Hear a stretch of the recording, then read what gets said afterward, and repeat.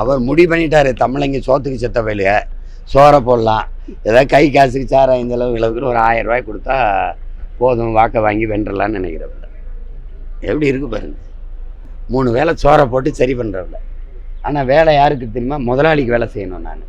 நான் முதலாளிக்கு வேலை செய்வேன், என் உழைப்பை சுரண்டி அவன் லாபத்தை குவிப்பான்.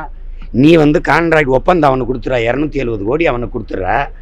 ஆனால் நான் வேலை செய்வேன், நான் செத்து போயிட்டா 10 லட்சம் அரசு என் காசில் மக்கள் காசில் கொடுப்பேன், எனக்கு என் மக்கள் காசில் சோறு போடுவேன். ஏன் அவன் என்ன பண்ணுவான் முதலாளி? இந்த மாதிரி நிர்வாகத்தை உலகத்தில் எந்த நாட்டில் செய்ய ஆள பத்திரிக்கையில் கொழுப்படுத்து ஒருத்தன் சாராயம் காய்ச்சுவேன், இதை கொழுப்படுத்து போய் குடிச்சிட்டு சாவேன், என் காசு எடுத்து 10 லட்சம் கொடுக்கும். கூட்டத்தில் நெரிசலில் போய் நடிகரை வேடிக்கை பார்க்க போய் சாவேன், என் காசு எடுத்து 10 லட்சம் கொடுத்தோம். ஆனால் விவசாயி வேலை செய்ய போன இடத்துல இடிதாக்கி என் அக்கா தங்கச்சி 5 பேர் சாவான், காசு கொடுக்காது. நாட்டை பாதுகாக்க போய் இராணுவத்தில் செத்து வருவான், போய் ஒரு மாலை வச்சு ஒரு 10 லட்சம் 5 லட்சம் கொடுக்காது குடும்பத்துக்கு. எப்படிப்பட்ட நாடு பார்த்தியல்ல?